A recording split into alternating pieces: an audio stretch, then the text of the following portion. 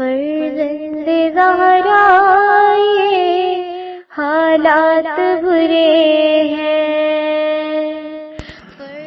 کاشانۂ بصیرت ایک ایسا مکمل یوٹیوب چینل جس پر محروم بصارت کے لیے بالخصوص اور تمام افراد کے لیے بالعموم سینکڑوں کی تعداد میں اسلامی کتب دستیاب ہیں۔ لہذا گزارش ہے کہ آپ اپنی ذمہ داری نبھاتے ہوئے کاشانۂ بصیرت کو سبسکرائب کرنے کے ساتھ ساتھ بیل آئیکن کو پریس کیجیے تاکہ آپ علم کے حصول کے ساتھ ساتھ مذہب اہل بیت کی اشاعت میں بھی اہم کردار ادا کرتے رہیں۔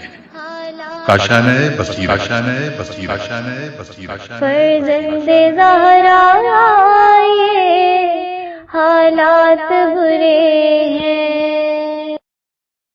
اعوذ باللہ من الشیطان الرجیم، بسم اللہ الرحمن الرحیم۔ کاشانۂ بصیرت کے عزیز سامعین السلام علیکم۔ کتاب صبح جمعہ دعائے ندبہ کے ہمراہ کی ریڈنگ کا سلسلہ جاری و ساری ہے۔ صفحہ نمبر ہے 131 اور ہم یہاں تک ریڈنگ میں پہنچ چکے تھے کہ آخری جملے تھے، اور اب ہم دعائے ندبہ کی کیسانیہ کے عقائد سے ناسازگاری کی دلائل کو فہرست وار نقل کر رہے ہیں۔ نمبر 1، دعائے ندبہ میں سرزمین ذی طویٰ بھی رضوا کے ساتھ ذکر ہوئی ہے، جبکہ فرقہ کیسانیہ کا کوئی بھی شخص محمد حنفیہ کی قیام گاہ کا سرزمین ذی طویٰ سے معتقد نہیں ہے۔ نمبر 2، دعائے ندبہ میں ان دونوں مقامات کے ساتھ او غیرہا یا دوسری جگہ ذکر ہوا ہے، جبکہ کیسانیہ فرقے والے افراد محمد حنفیہ کی قیام گاہ کوہ رضوا کے معتقد ہیں اور کسی دوسری جگہ کے عقیدہ نہیں رکھتے۔ نمبر 3، دعائے ندبہ کے اس فقرے کے بعد یہ جملہ نقل ہوا ہے، بنفسی انت من مغیبی، یعنی میری جان قربان ایسا تو غائب ہے کہ جو کبھی مجھ سے جدا نہیں ہوا، جبکہ فرقہ کیسانیہ میں سے کسی بھی شخص نے محمد حنفیہ کے سلسلے میں اس قسم کے عقیدے کا اظہار نہیں کیا ہے۔ نمبر 4، دعائے ندبہ میں امام غائب کے متعلق نقل ہوا ہے، آئینہ ابن النبی المصطفیٰ، رسول مصطفیٰ کا فرزند کہاں ہے، جبکہ محمد حنفیہ رسول اکرم کی نسل سے نہیں۔ نمبر 5، دعائے ندبہ میں حضرت مہدی علیہ السلام کے متعلق ذکر ہوا ہے، وابن ختیجۃ الغراء، اور ختیجہ کا نور نظر، جبکہ محمد حنفیہ حضرت ختیجہ علیہ السلام کے فرزند میں سے خاندان میں سے نہیں ہے۔ نمبر 6، مزید اس کے بعد نقل ہوا، وابن فاطمۃ الکبریٰ، اور فاطمہ کبریٰ سلام اللہ علیہا کا لخت جگر، جبکہ ہم سب جانتے ہیں کہ محمد حنفیہ خولہ کے فرزند ہیں، نہ حضرت فاطمہ زہرا سلام اللہ علیہا کے۔ نمبر 7، دعائے ندبہ میں دسیوں روشن تعبیر کے ساتھ جیسے یبن الحجج البالغہ، اے کامل حجتوں کے فرزند، لوگوں کی نظروں سے امام غائب ائمہ اطہار علیہ السلام کی نسل سے مخاطب کیا گیا ہے، جبکہ محمد حنفیہ ایک امام کے فرزند ہیں نہ کہ اماموں کے فرزند ہیں، ایک حجت کے فرزند ہیں نہ کہ مختلف حجتوں کے۔ نمبر 8، دعائے ندبہ میں مکمل یقین اور صریحی تعبیر کے ساتھ امام غائب کو رسول اسلام صلی اللہ علیہ وآلہ وسلم کی نسل سے متعارف کرایا گیا ہے، اور یہ ذکر ہوا ہے، حل الیک یبن احمد السبیل فتلقا، کیا فرزند رسول کوئی راستہ ہے جو تیری منزل تک پہنچا سکے۔ اس بیان کی بنا پر دعائے ندبہ کے تمام فقرات کیسانیہ کے اعتقادات کو درہم برہم کرتے ہیں اور کسی بھی صورت میں ذرہ برابر ان کے عقائد سے سازگار نہیں ہے، اور یہ کہ ابر رضوا کی تعبیر اس مبارک دعا میں ذکر ہوئی ہے، اب اس جہت سے ہے کہ کوہ رضوا حضرت کے زمانے غیبت میں دسیوں قیام گاہوں میں سے ایک ہے اور عقائد کیسانیہ کے ساتھ موافقت کے معنی میں نہیں ہے۔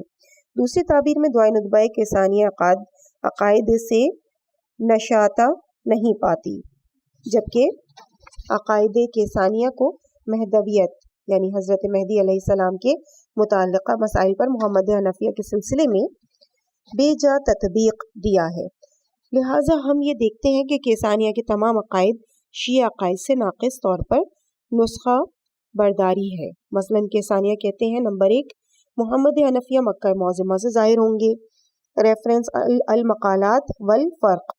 नंबर 2 हिजर अस्वद के गोशे से क़याम करेंगे, रेफरेंस उसूल नहल।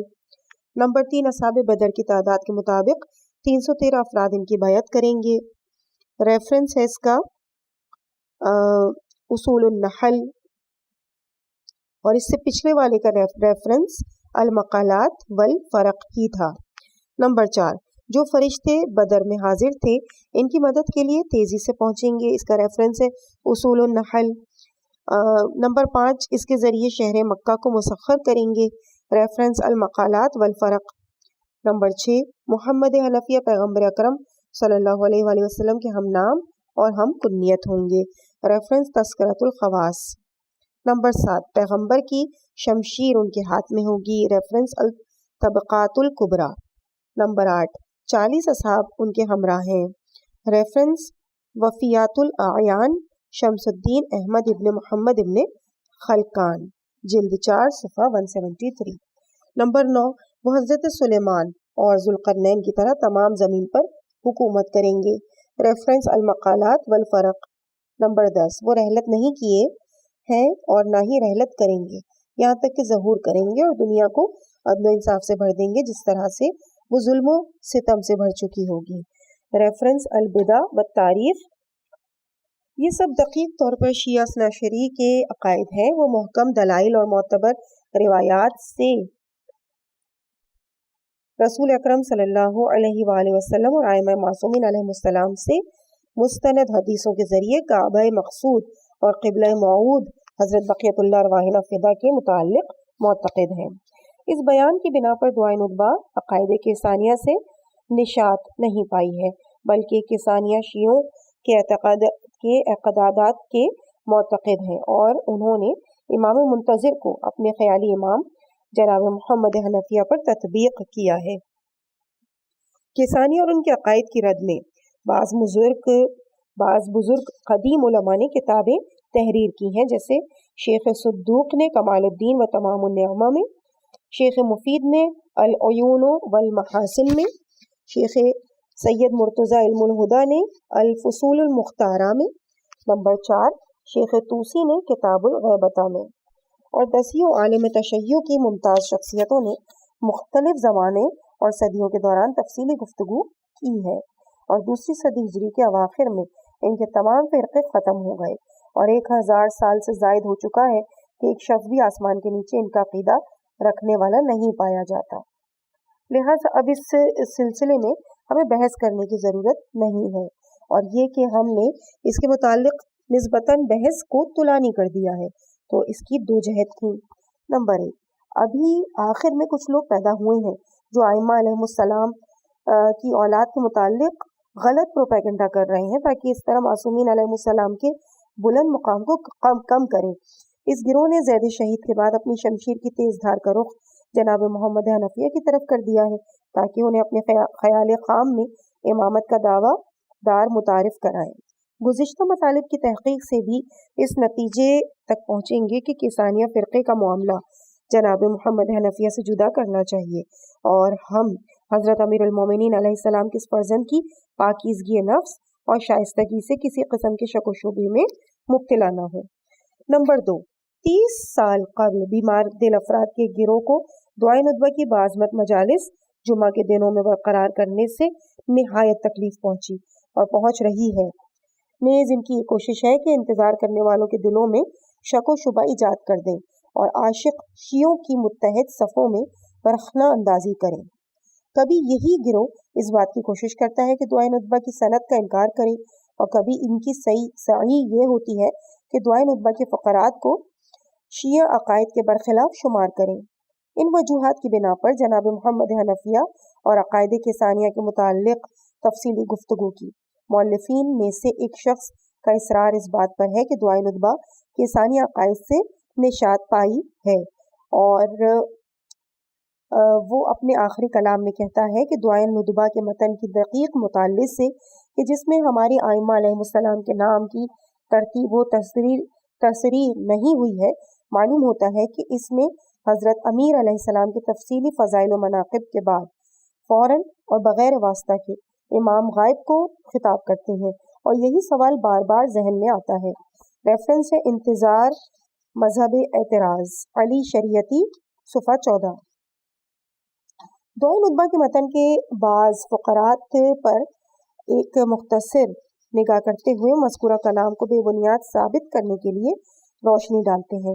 دعائے ندبہ کے فقرات میں ہم پڑھتے ہیں این الحسن این الحسین، کہاں ہے حسن اور کہاں ہے حسین علیہ السلام۔ نمبر 2، این ابناء الحسین، کہاں ہے اولاد حسین علیہ السلام۔ نمبر 3، صالح بعد صالح، نیک کردار کے بعد نیک کردار، صادق بعد صادق، اور صادق کے بعد صادق، کہاں ہے۔ این السبیل بعد السبیل، راہ ہدایت کے بعد دوسرا راہ ہدایت کہاں ہے۔ این الخیرۃ بعد الخیرہ، ایک منتخب کے بعد دوسرا منتخب روزگار کہاں ہے۔ این شموس الطالعہ، کہاں ہے طلوع کرتے ہوئے آفتاب۔ این الاقمار المنیرہ، کہاں ہے چمکتے ہوئے ماہتاب۔ این الانجم الظاہرہ، کہاں ہے روشن ستارے۔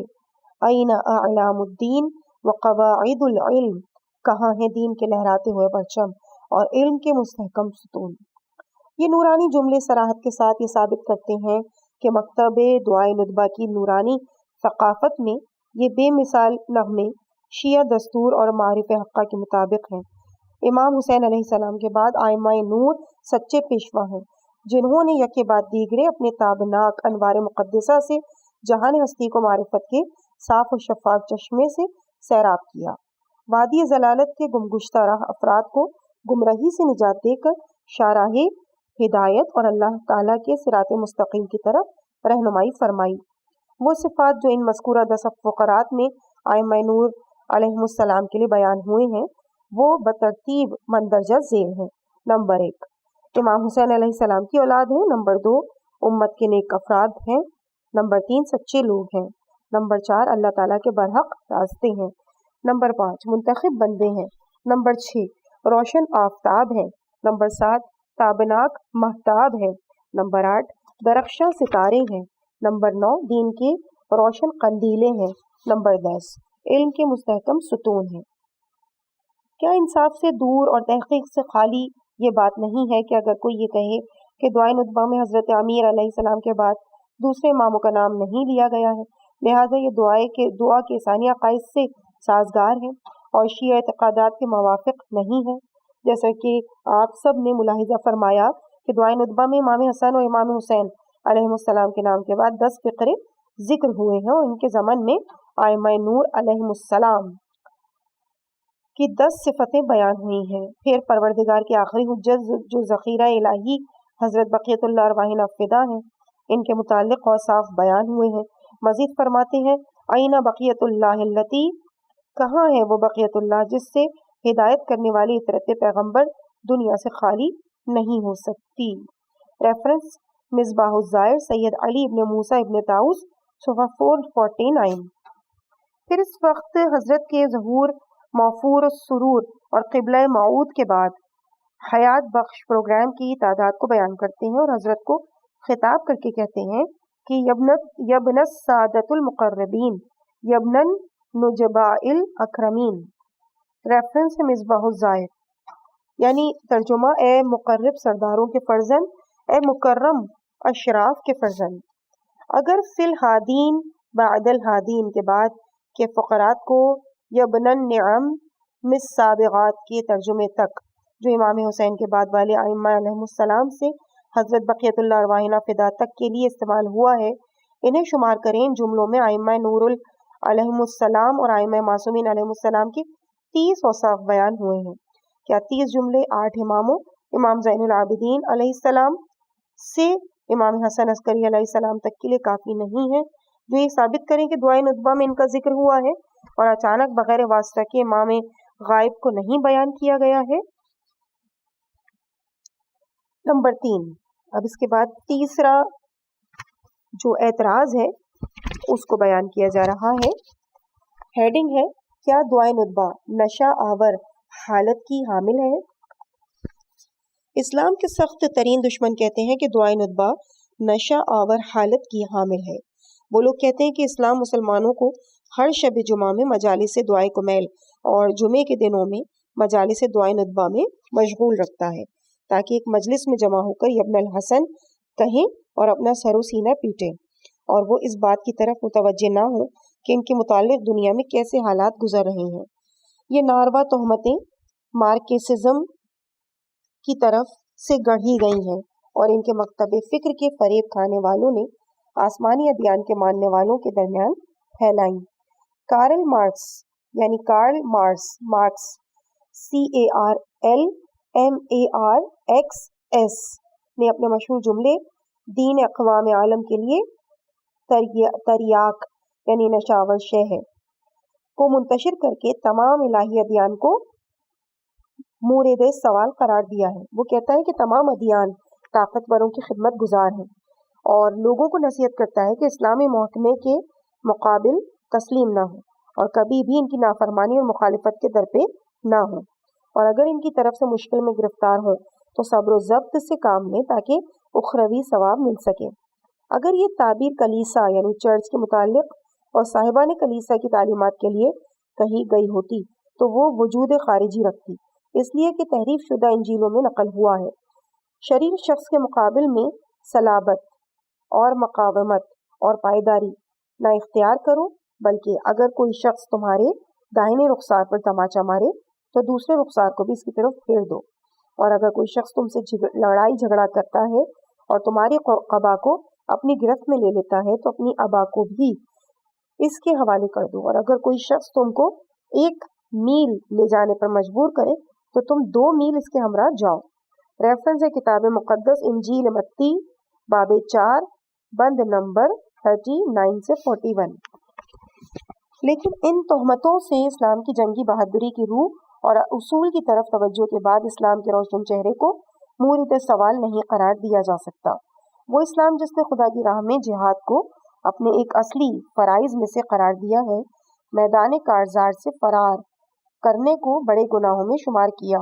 जो अफराद हिजरत करने की ताकत रखने के बावजूद हिजरत इख्तियार ना करते हुए जालिमों के मातहत ज़िंदगी बसर करके जुल्म का निशाना करार पाए, इनसे आतिश जहन्नुम का वादा किया है। और जो शख्स अपने माल से वफा करने की राह में कत्ल हो जाए इसे शहीद जाना है, और ऐलान कर रहा है मन कतला दून यानी जो शख्स अपने माल के दिफा में कत्ल कर दिया जाए वो शहीद है। रेफरेंस है इसका उयून अखबार रज़ा, और जो आयत थी उसका रेफरेंस है सूरह निसा की आयत नंबर 97। जो शख्स अपने माल के दिफा में कत्ल कर दिया जाए वो शहीद है।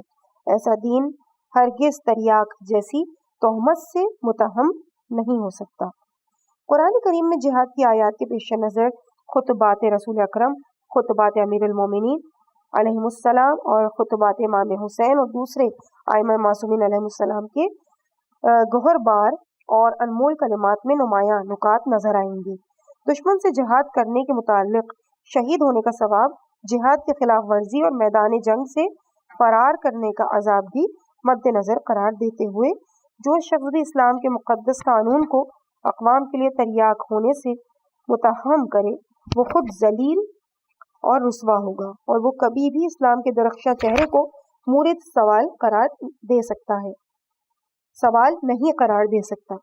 लेकिन दुआए नुदबा के मुतालिक जो एक मशहूर तरीन शुजाअत आफरीन और वलवला अंगेज तरीन इस्लामी दुआओं में से है, ऐसी नारवा तोहमत कभी भी कारगर नहीं हो सकती। इस दुआ में एक काबिल तवज्जो तहकीक और तूलानी बहस के बाद जंग बदर, हुनैन, खैबर, जमल, सिफ़ीन और नहरवान के नताइज सामने आते हैं। वो ख़ानदान इस्मत व तहारत के मजलूमों की मदद करने वाले को बयान करते हुए फरियाद करते हैं। जुल्म इस्तिबदाद के कसरों को वीरान करने वाला कहाँ है? फिस्को, मासियत और सरकशी करने वालों को तबाह करने वाला कहाँ है? और फिर कलमाए आइन कहाँ है कि 38 मरतबा तकरार हुई है आईना आईना, और 38 फ़िक्रों में से एक एक फ़िक्रे में तूल तारीख में नाहक बहाए गए खून का इंतकाम लेने वाले के और साफ बयान हुए हैं। ये कितनी जवां मर्दी और इंसाफ से दूर की बात है कि इस दुआ को اس کے مشہور اور شجاعت آفرین مضامین کے باوجود اسے نشاور اور لوگوں کے لیے تریاق سے متعارف کرائیں؟ کتنا مناسب اور بہتر ہے کہ شب جمعہ دعائے کمیل سے مخصوص اور جمعے کی صبح دعائے ندبہ سے، کہ شب جمعہ شب رحمت، شب استغفار، شب انابہ و توبہ ہے، اور دعائے کمیل کی بہترین مناجات اور استغفار کے الفاظ جو دل کے سیاہ نقطے اور اصلاح طلب روح انسان کی گہرائیوں کی عکاسی کرتے ہیں، اور جمعے کا دن جو روز موعود، روز انتظار، تمام منتظرین کی آمادگی کا دن ہے اور عاشقین کو دعوت دینے کا بھی دن ہے۔ صاف و شفاف تعبیروں میں کہا جائے، ولولہ خیز، آگاہی بخش، حرکت آفرین، الہام بخش اور بہترین سیاسی اور اعتقادی نکات سے آغاز ہوا، اور پورے دن کے لمحات لحظہ بہ لحظہ تحرک و نشاط سے نشاط پائے ہیں۔ وہ اسی دعائے پرفیض کی برکت میں مزید اضافے کا باعث ہوتے ہیں۔ اس کے بعد چوتھی ہیڈنگ ہے، یعنی چوتھا اعتراض ہے کہ کیا دعائے ندبہ بدعت ہے؟ معترض کہتا ہے کہ دعائے ندبہ بدعت ہے، اس لیے بدعت ان اعمال اور عقائد کو کہا جاتا ہے کہ جو اسلام میں نہیں تھے، زمانہ پیغمبر اور ائمہ کے بعد پیدا ہوئے ہوں اور انہیں ان کی طرف منسوب کیا جائے، جیسے یہی دعائے ندبہ جو رسول اکرم اور ائمہ ہدیٰ علیہ السلام کے زمانے میں نہیں تھی، اور کسی بھی شخص نے اس زمانے میں اس دعا کو نہیں پڑھا اور کسی بھی منبع میں اس کا ذکر موجود نہیں ہے۔ بدعت کا معنی ایک چیز کا دینی احکام میں داخل کرنا جو پیغمبر اکرم صلی اللہ علیہ وآلہ وسلم اور ائمہ ہدیٰ علیہ السلام سے خصوصی طور پر اس چیز کے متعلق کوئی حکم بیان نہ ہوا ہو اور عمومات میں بھی وہ شامل نہ ہو۔ بعض منحرف جماعتوں نے بدعت کے معنی کو بہت وسیع کر دیا ہے اور بہت سی سنت کے مصادیق کو بدعت کا نام دے دیا ہے، جیسے وہابیوں نے زیارت اہل قبور، عزیزوں کے سوگ میں گریہ کرنا، قبر کی تعمیر، اولیاء الہی کی قبروں کی بارگاہ کے اوپر گنبد بنانا، مجالس عزا برپا کرنا اور اس طرح کے دوسرے امور کو بدعت شمار کیا ہے، جبکہ ان میں سے ہر ایک معتبر دلائل اور مورد اعتماد اسناد کے ساتھ خود رسول اکرم صلی اللہ علیہ وآلہ وسلم سے ہمیں ملے ہیں اور عمومات شرعی میں بھی وہ شامل ہیں۔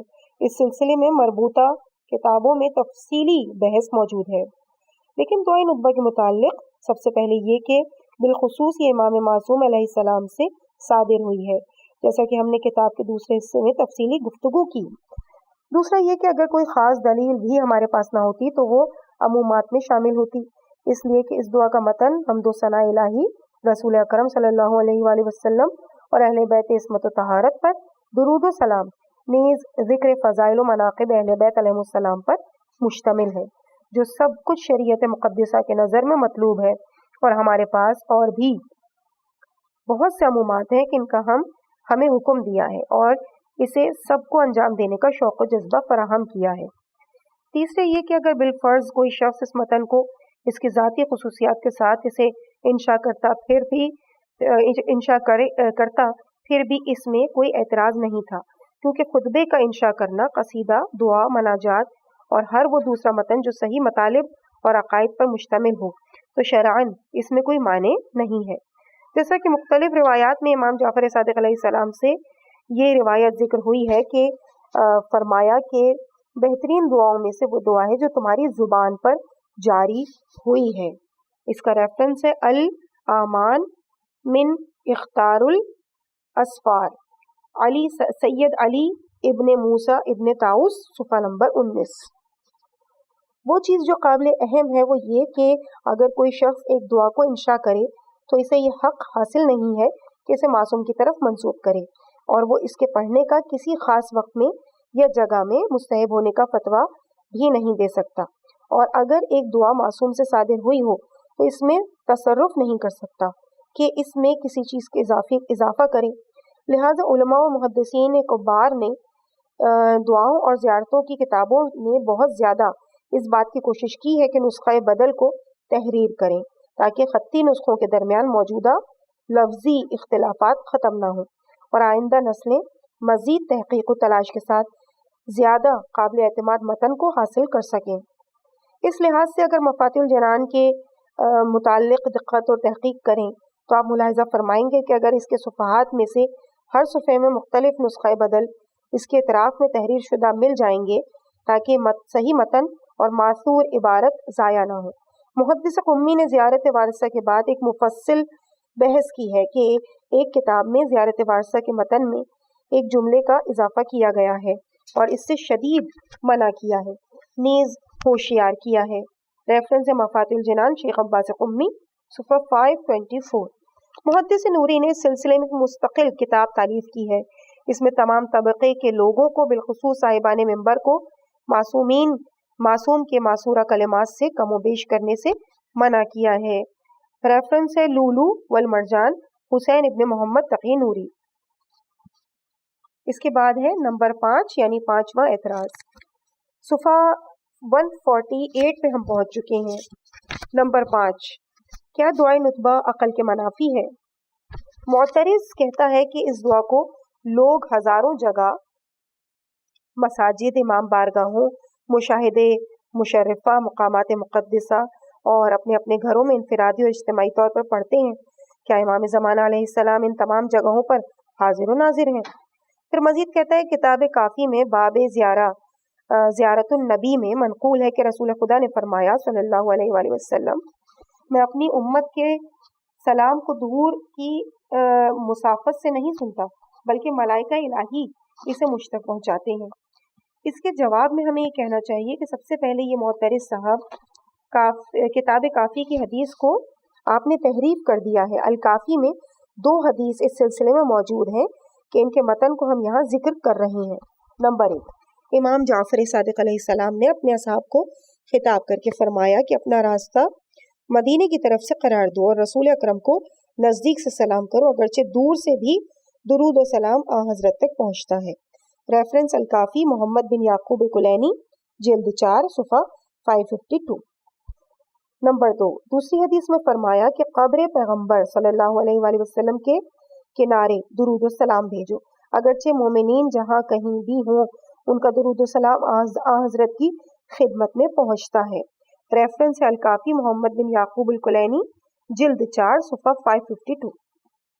معترض کی نقل کے برخلاف دونوں مبارک حدیث اس بات پر دلالت کرتی ہیں کہ دنیا کے جس گوشے و کنار میں حضرت رسول اکرم صلی اللہ علیہ وآلہ وسلم پر درود و سلام بھیجا جائے آن حضرت تک پہنچتا ہے، اگرچہ بہتر یہ ہے کہ مومنین رخت سفر باندھیں اور سرزمین مدینہ منورہ میں زیارت سے شرفیاب ہوں اور نزدیک سے اظہار عقیدت کریں۔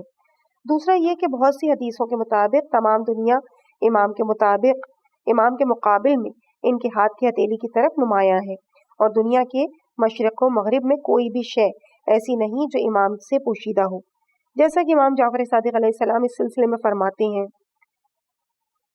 تمام دنیا امام کے مقابلے میں ایک اخروٹ کے ٹکڑے کی طرح جلوہ نما ہوتی ہے، اس کی کوئی شے امام سے پوشیدہ نہیں، امام اس کے جس گوشے میں چاہیں تصرف کریں، جس طرح تم میں سے کوئی بھی شخص اپنے دسترخوان سے جو چاہتا ہے اٹھا لیتا ہے۔ ریفرنس ہے الاختصاص محمد بن نعمان شیخ مفید صفحہ نمبر 217۔ دوسری حدیث میں فرمایا، جب صاحب الامر علیہ السلام کی حکومت ہوگی تو اللہ صاحب برکت و برتر زمین کی ہر پست جگہ کو بلند اور ہر بلند جگہ کو پست کر دے گا، تاکہ آپ کے سامنے سے یہ دنیا ایک ہتھیلی کی مانند ہو جائے، اور تم میں سے کون ایسا شخص ہے جس کی ہتھیلی پر بال رکھا ہوا ہو اور وہ اسے نہ دیکھ سکے۔ ریفرنس ہے بہار الانوار محمد باقر مجلسی جلد 52 صفحہ 328۔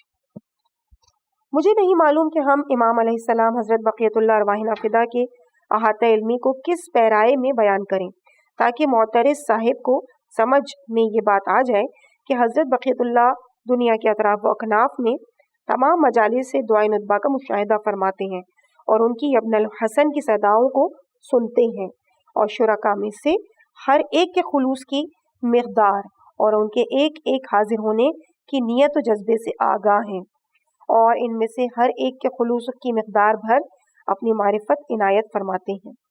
مگر معترض صاحب نے آیہ مبارکہ وَقُلْ یعنی اور پیغمبر کہہ دیجئے کہ تم لوگ عمل کرتے رہو کہ تمہارے عمل کو اللہ، اس کا رسول اور صاحبان ایمان دیکھ رہے ہیں۔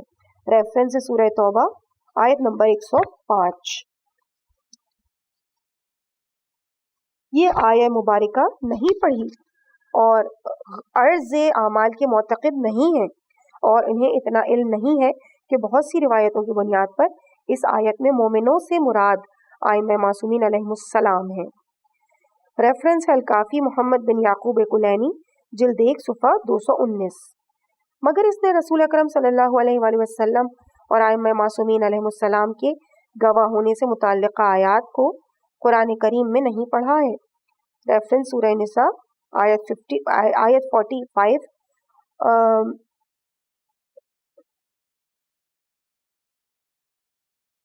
سورہ بقرہ آیت نمبر 138 اور سورہ حج کی آیت نمبر 78، اور نہیں جانتا کہ گواہوں سے مراد ائمہ معصومین علیہم السلام ہیں۔ ریفرنس الکافی محمد بن یعقوب کلینی جلد 1 صفحہ 190۔ مگر کیا ایسا ممکن ہے کہ پیغمبر اکرم صلی اللہ علیہ وآلہ وسلم اور ائمہ معصومین علیہم السلام جس چیز کو نہ دیکھے ہوں اس کی گواہی دیں؟ ایک مقام پر رسول اکرم عام مردوں سے متعلق فرماتے ہیں، مردے راستہ چلنے والوں کے جوتے چپل کی آواز تک سنتے ہیں۔ ریفرنس صحیح بخاری محمد بن اسماعیل بخاری جلد 2 صفحہ 113۔ لہٰذا وہ کیسے اس بات کو کہنے کی جرت کرتا ہے کہ رسول اکرم دور سے لوگوں کے درود و سلام کو نہیں سنتے؟ کس قدر حماقت کی بات ہے کہ انسان تصور کرے کہ روزانہ دنیا کے گوش و کنار میں تمام بسنے والے 1 ارب سے زیادہ مسلمان اپنی واجب اور مستحب نمازوں میں کہیں السلام علیکہ ایھا النبی ورحمۃ اللہ وبرکاتہ، اور رسول اسلام ان میں سے کسی کے سلام کو نہ سنیں، اور تمام مسلمان ان سلاموں کو جو حکم الہی کی بنیاد پر انجام دیتے ہیں لغو یعنی لغو اور عبث انجام دیتے ہوں۔ وہ احکام جو دور سے رسول اکرم صلی اللہ علیہ وآلہ وسلم کی زیارت کے لیے وارد ہوئے ہیں، اور دور سے پیغمبر اکرم صلی اللہ علیہ وآلہ وسلم کا بہت طولانی زیارت نامہ امام صادق علیہ السلام سے نقل ہوا، یعنی ریفرنس مصباح الزائر سید علی ابن موسیٰ ابن طاؤس صفحہ 66۔ تو کیا نعوذ باللہ یہ سب لغو اور عبث ہے؟ اس شخص کے لیے کہ جس کی مسافت طولانی ہے، اس قدر روایات ائمہ علیہم السلام سے وارد ہوئی ہیں، اور جو شخص حضرت سید الشہداء علیہ السلام کی زیارت کی شرفیابی کی طاقت نہیں رکھتا، وہ صحرا یا چھت پر جا کر کربلا کی طرف رخ کر کے حضرت کی دور سے زیارت کرے، کیا یہ سب عبث اور بیکار ہیں؟ جو افراد ان مسائل میں شک و شبہ رکھتے ہیں اور اہل کینہ و عداوت نہیں ہیں، انہیں چاہیے کہ امام شناسی کے درس کا ایک مکمل کورس پڑھیں اور اپنے عقائد کو اپنے امام زمانہ علیہ السلام کے متعلق صحیح کریں، تاکہ یہ مبارک حدیث ان کے شامل حال نہ ہو، یعنی من مات ولم یعرف امام زمانہ ماتا میتتا جاہلیہ، یعنی جو شخص امام زمانہ عجل اللہ تعالی فرجہ الشریف کی معرفت کے بغیر دنیا سے چلا جائے وہ جاہلیت کی موت مرا ہے۔ ریفرنس کتاب او خواہد آمد میں اس مبارک حدیث کی دسیوں شیعہ و سنی منابع کو ہم نے ذکر کیا ہے، صفحہ نمبر 73 اور 92، جو بہت بڑا خسارہ ہے اور ہرگز اس کی تلافی نہیں ہو سکتی۔ تیسرے یہ کہ دعائے ندبہ کی شرط حضرت ولی العصر ارواحنا فداکا مجالس دعائے ندبہ میں حاضر رہنے کی نہیں ہے۔ جو شخص یہ کہتا ہے کہ امام عصر کو ان مجالس میں ضرور حاضر رہنا چاہیے ورنہ دعائے ندبہ کا پڑھنا عقل کے خلاف ہے، وہ ایسا ہی ہے کہ کہے چونکہ کروڑوں مسلمان اپنی نمازوں میں کہتے ہیں السلام علیکہ ایھا النبی ورحمۃ اللہ وبرکاتہ، لہٰذا پیغمبر اکرم صلی اللہ علیہ وآلہ وسلم کو ایک ہی لمحے میں کروڑوں جگہ حاضر رہنا چاہیے، اور یہ غیر ممکن ہے، لہٰذا یہ نمازیں بھی غیر معقول ہیں۔ چوتھے یہ کہ دعائے ندبہ میں ہم پڑھتے ہیں بنفسی انتا میں مغیب لم یخل منا، میری جان قربان، تو ایسا غائب ہے جو کبھی مجھ سے جدا نہیں ہوا۔ اس بیان کی بنا پر ہماری ضروری اعتقاد کے مطابق ہم ہمیشہ اور ہر مقام پر حضرت حجت کے زیر نظر اور ان کے لطف عنایت کے ماتحت ہیں، اور ہماری کوئی چیز حضرت کے لیے پوشیدہ نہیں ہے، اور ہمیشہ ہر حال میں ہم ان کے احاطہ علمی میں ہوتے ہیں، یعنی وہ ہمارے حالات سے باخبر ہیں۔ اور اتنی ہی بات دعائے ندبہ کے معقول ہونے اور یبن الحسن علیہ السلام سے لوگوں کا انہیں خطاب کرنا صحیح ہونے کے لیے کافی ہے۔ اور اگر فرشتے رسول اسلام یا ائمہ علیہ السلام میں نور کی خدمت میں سلام پہنچانے کے لیے معین ہوئے ہیں تو یہ ان کے استقبال اور خدمت کرنے کے آداب و رسوم کو ملحوظ خاطر رکھنے کے لیے ہے، بالکل جیسے فرشتے بندوں کے اعمال تحریر کرنے کے لیے معین ہوئے ہیں، حالانکہ اللہ تعالیٰ اپنے بندوں کے تمام مخفی اور آشکار اعمال سے باخبر ہے۔ اس کے بعد چھٹا اعتراض ہے اور صفحہ نمبر 155 پہ ہم پہنچ چکے ہیں۔ کیا دعائے ندبہ بارہ ائمہ کی امامت کے عقیدے سے ناسازگار ہے؟ جن دنوں میں دعائے ندبہ پر اعتراض کرنے کا بازار گرم تھا، مؤلفین میں سے ایک مشہور مؤلف نے یوں لکھا: دعائے ندبہ کے متن کی دقیق مطالعے سے، جس میں ہم ائمہ کے نام کی ترتیب وار تصریح نہیں ہوئی ہے، معلوم ہوتا ہے کہ اس میں حضرت امیر علیہ السلام کی تفصیلی فضائل و مناقب کے فوراً بعد اور بغیر واسطہ کے امام غائب کو خطاب کرتے ہیں، اور یہی سوال بار بار ذہن میں آتا ہے۔ ریفرنس انتظار و مذہب، اعتراض علی شریعتی، صفحہ 10۔ مؤلف مذکور نے رضوا اور ذی طوا جیسے الفاظ کا دعائے ندبہ میں استعمال ہونے سے نتیجہ اخذ کیا ہے کہ دعائے ندبہ کے ثانی عقائد سے نشات پائی ہے، اور دعائے ندبہ کے مخاطب کو مہدی علیہ السلام منتظر ارواحنا فدا کے علاوہ کسی دوسری شخصیت کو تصور کیا ہے۔ اس وقت مذکورہ فقرے کو اپنے دعوے کی دوسری دلیل گمان کیا ہے۔ ہم نے اس بات کا واضح جواب چوتھے سوال کے ذیل میں تفصیلی طور پر بیان کر دیا ہے، لہٰذا یہاں اس کی تکرار کرنے کی ضرورت نہیں محسوس ہوتی۔ اس کے بعد ساتواں اعتراض ہے: کیا دعائے ندبہ کا معصوم سے صادر ہونا معقول ہے؟ معترض کہتا ہے کہ دعائے ندبہ کا ائمہ معصومین علیہ السلام میں سے کسی ایک معصوم سے صادر ہونا ہرگز ممکن نہیں ہے، کیونکہ سب سے پہلے یہ کہ حضرت مہدی علیہ السلام بھی اس زمانے میں پیدا نہیں ہوئے تھے۔ وہ امام جو مکمل عقل کی طاقت رکھتا ہے، یہ کیسے ممکن ہے کہ ایسے فرد کو مورد خطاب قرار دے جو اس کے فراق میں اور اس کے فراق میں آنسو بہائے؟ دوسرے یہ کہ اس کے جائز سکونت کے متعلق لیت شعری، یعنی اے کاش مجھے معلوم ہوتا، امام معصوم کے مقام و منزلت سے سازگار نہیں ہے۔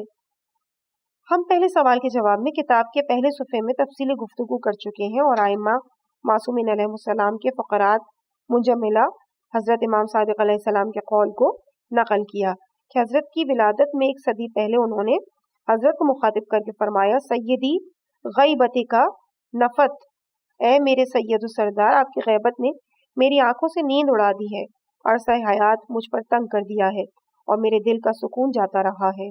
ریفرنس الغیبتہ، محمد بن حسن شیخ توسی، صفحہ 167۔ اس بیان کی بنا پر اگر مورد نظر شخص ایک معمولی فرد نہ ہو بلکہ سب سے خوشنما، دلکش اور ہر دل عزیز شخصیت کا مالک ہو تو مناسب ہے کہ اس کی ولادت سے صدیوں پہلے ہی اس کے لیے عقل مند افراد اور امام معصوم گریہ زاری کریں، اور یہ معنی حضرت بقیت اللہ ارواحنا فدا سے مخصوص نہیں ہے، بلکہ یہ حضرت کے جد بزرگوار سید الشہداء حضرت ابا عبداللہ الحسین علیہ السلام کے لیے بھی واقع ہوا ہے، اور تمام انبیاء الہی حضرت آدم سے قائم تک علیہ السلام سب نے حضرت کے مصائب پر حسرت آمیز آنسو بہائے ہیں۔ اب یہاں پہ ریفرنسز ہیں کہ ہم اس مقام پر گزشتہ انبیاء کی گریہ ازاری کو، جنہوں نے حضرت کی ولادت کے 10 سال پہلے امام حسین کے مصائب پر اشک بہائے، اشارہ کرتے ہیں۔ نمبر 1، حضرت آدم علیہ السلام، ریفرنس بہار الانوار، جلد 44، صفحہ 245۔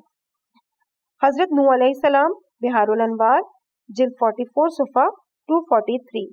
حضرت ابراہیم علیہ السلام معانی الاخبار شیخ صدوق صفحہ نمبر 201. حضرت سلیمان علیہ السلام بہار الانوار جلد 44 صفحہ 244. حضرت خضر علیہ السلام تفسیر قمی جلد 2 صفحہ 38. حضرت موسیٰ علیہ السلام امالی شیخ صدوق صفحہ 79. حضرت عیسیٰ علیہ السلام امالی شیخ صدوق صفحہ 598. ظریف جملہ اس بیان کی بنا پر اس شخص کو مخاطب قرار دینا جو ابھی دنیا میں نہیں آیا ہے، اس کے فراق میں گریہ ازاری کرنا یا اس کے مصائب پر رونا کسی بھی عقل سلیم کے نزدیک کوئی تضاد نہیں رکھتا، اگرچہ اس سے بیمار دل افراد اپنے ذوق کی بنا پر سازگار نہ پائیں.